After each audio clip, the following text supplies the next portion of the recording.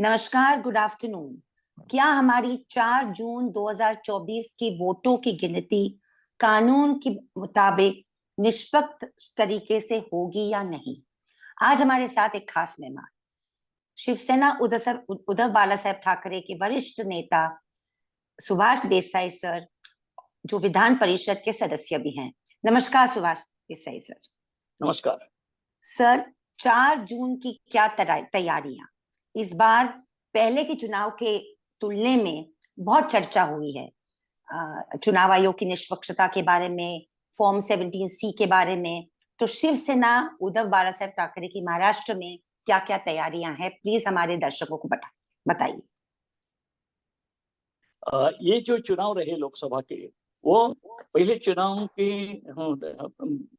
साथ हम देखते हैं तो बहुत ही अलग हो गए हैं। एक तरह का ये क्रांति का पर्व है, ऐसे सब लोग मानने लगे। क्योंकि जो सत्तारूढ़ है बीजेपी, उनकी चाल चलन, उनके कुछ निर्णय और उनके जो तरीके है, उससे सब लोगों के मन में एक भय पैदा हुआ और ऐसे लग रहा था कि ये कुछ भी कर सकते हैं, कैसी भी गंदी हरकतें भी कर सकते हैं। और हमारी जो प्रशासकीय सारी जो व्यवस्था है, उसमें भी इन्होंने किसको छोड़ा नहीं। वो इंडिपेंडेंट अथॉरिटीज इंडिपेंडेंटली काम नहीं कर सकती थी। ऐसे ऐसे सब उदाहरण हमारे सामने आ रहे हैं।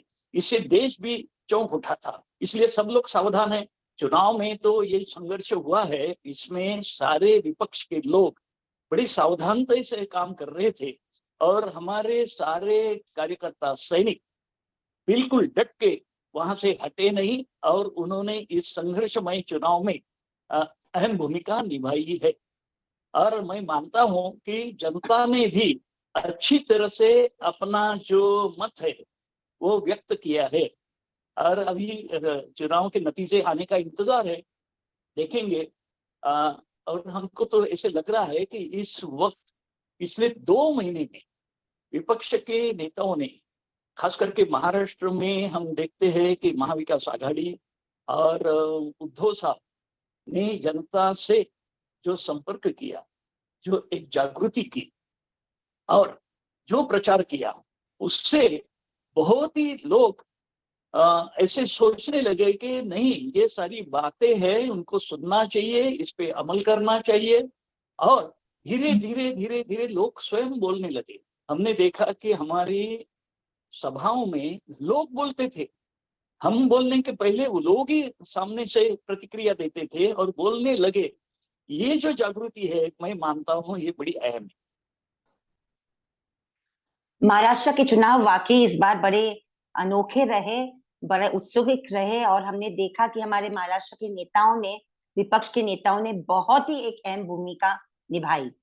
उद्धव बाला साहेब ठाकरे हर क्षेत्र में गए हैं, बहुत सारी मीटिंग लिए हैं और बाकी एक एक लोकतंत्र के बारे में मुद्दे, सामाजिक न्याय के मुद्दे, बेरोजगारी के मुद्दे, हर चीज को उन्होंने बहुत ही सलीके से जनता के सामने रखा है। सर, 17C का जो फॉर्म की कंट्रोवर्सी थी, उसको लेकर दर्शकों को थोड़ी तसल्ली दे कि शिवसेना और शिवसेना गुट और महाराष्ट्र विकास आघाड़ी बिल्कुल तैयारी में। ये जो हमारा जी, अभी जी। 4 तारीख जो काउंटिंग, सर आपका हमने हमारे सारे उम्मीदवार है महाराष्ट्र में। शिवसेना 21 जगह पे लड़ रही है।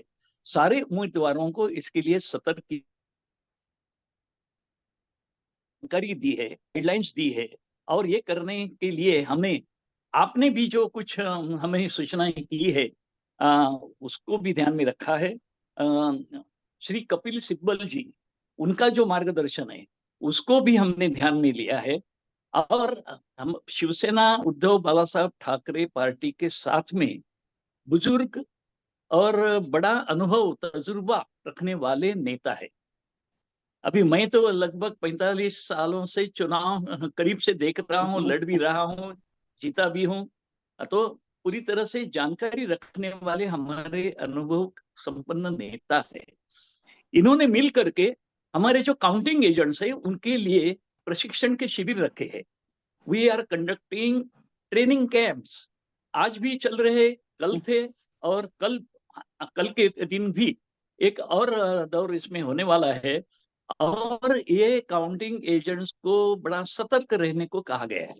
खास करके पोलिंग के दिन हमारे जो पोलिंग एजेंट्स थे उनके पास एक 17 ये जो फॉर्म दिया गया है 17C, ये बहुत अहम डॉक्यूमेंट है। और इसके बारे में पार्टी ने मार्गदर्शन किया है कि ये फॉर्म अपने साथ में रखिए। उस बूथ की जब ईवीएम वो मशीन सामने आएगी और रिजल्ट शुरू होने से पहले जो नंबर से वो टैली करो, बराबर उसको मैच करता है क्या, पहली बात। उसके बाद में जब रिजल्ट का बटन दबाएंगे तो टोटल वोट्स पोल, जितना मतदान हुआ है वो आंकड़ा और 17C पे जो आंकड़ा है वो दोनों बराबर मैच होने चाहिए। अगर इसमें कोई फर्क आता है, ये जो अपना 17C का जो आंकड़ा है उससे रिजल्ट बटन में टोटल वोट्स पोल का आंकड़ा अगर ज्यादा है तो मान लीजिए कुछ गड़बड़ी है। ये नहीं सहन करना चाहिए, और उसी वक्त आप उसको सारी प्रक्रिया को रोको, उसको ऑब्जेक्शन ले लो, रिटर्न दे दो। वो एआरओ वहां के होंगे जो इलेक्शन के जो अधिकारी रहेंगे, उनको बोलिए कि भाई ये नहीं चलने वाला, ये कैसे कहा वोट बढ़ गए कैसे। तो इसमें सतर्क रहने को कहा गया है और इसकी ट्रेनिंग दी गई है। हमने एक वीडियो भी बना के सबको दिए है। हमारे सीनियर नेता ऐसे प्रशिक्षण शिविर में जाकर के मार्गदर्शन कर रहे हैं। तो मैं मानता हूँ बड़े चौकन्ने रहेंगे हमारे काउंटिंग एजेंट्स, ध्यान रखेंगे, और किसी को इसमें मतलब कोई भी अगर छेड़खानी करता है तो वो बिल्कुल बर्दाश्त नहीं की जाएगी।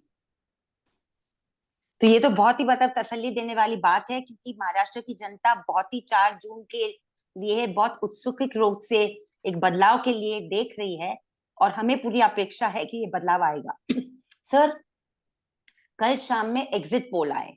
एग्जिट पोल के डिटेल में मैं नहीं जानना चाहती, क्योंकि एग्जिट पोल किस मंशे से किए जाते हैं वगैरह वगैरह, पर मैं आपसे जानना चाहती हूँ कि इस वक्त आज 2 जून की तारीख है, महाराष्ट्र में जनता क्या अपेक्षा कर सकती है? 48 जो सीटें हैं उसमें से हम क्या नजरिया देख? देखिए, महाराष्ट्र का जो मन है उसको अगर करीब से जाने तो बदलाव तो दिख रहा है। लोगों के जो मन में है वही वोटों में परिवर्तित होने वाला है। हम तो ये एग्जिट पोल है, इससे लोगों का जो मत है उसका सम्मान करते हैं। लोग क्या मतदान कर रहे हैं उसको, एग्जिट पोल वगैरह ये तो ठीक है, एक मीडिया और उनका काम है, वो करते हैं। उस पर कितना ध्यान देना वो हर किसी का वो समझ सकते हैं।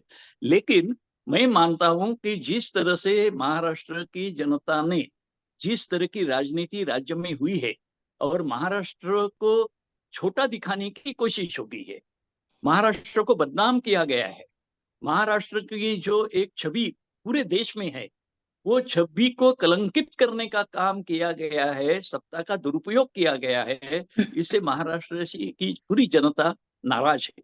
ये नाराजगी इसमें दिखेगी, और हमें तो पूरा भरोसा है, जनता पर भरोसा है कि 48 में से बहुत सारी ज्यादा जगह, अभी मैं आंकड़े में नहीं जाऊंगा, बिल्कुल। क्यों आंकड़ा क्यों बोलना, यानी वो जनता का अपमान रहेगा। सही बात। हाँ, तो आंकड़ा नहीं बोलूंगा, लेकिन 48 में से बहुत सारी ज्यादा जगह पे महाराष्ट्र की जनता महाविकास आघाड़ी, इंडिया आघाड़ी के पीछे खड़ी है। ये दिखने को 4 तारीख को आएगा। बहुत ही अच्छा। और इंडिया अलायंस मजबूत रहेगा, और ये देश की जो भी आगेवानी करेगा, देश की जनता को तसल्ली देगा। इंडिया अलायंस में बहुत सारी शंख और शुबा डालने की कोशिश सत्ताधारी पक्ष कर रहा है, बहुत सारी गाली गलौज कर रहा है, मगर हम अपेक्षा रख रहे हैं, जनता, देश की जनता अपेक्षा रख रही है कि इंडिया अलायंस बिल्कुल एक मजबूत तरीके से एक नेशनल अलायंस बन के ही रहेगा। मैं मानता हूं कि अपने देश की जो लोकशाही है बड़ी वाइब्रेंट है, बड़ी ताकतवान है, और जब जब समय आया है तो जनता मजबूती से एकजुट होकर के खड़ी हो गई है। इस वक्त भी है, और जनता ने एकजुट होकर के इसका निर्णय करने का फैसला किया, ऐसे मैं देख रहा हूं। तो देखेंगे हमारे देश की जो लोकतंत्र है उसको ऐसे खत्म होने को जनता नहीं देगी। लोकतंत्र की रक्षा होगी, संविधान की रक्षा होगी, और इसके लिए और कोई नहीं, लेकिन जनता ही स्वयं खड़ी होगी, ये मुझे पूरा भरोसा है। बहुत बहुत शुक्रिया सुभाष देसाई जी, आपने इतने कम नोटिस पे आपने अपना कीमती समय निकाला। अगर और कोई भी संदेश आप देना चाहे हमारे दर्शकों को तो प्लीज दीजिए। धन्यवाद। नमस्कार। नमस्कार।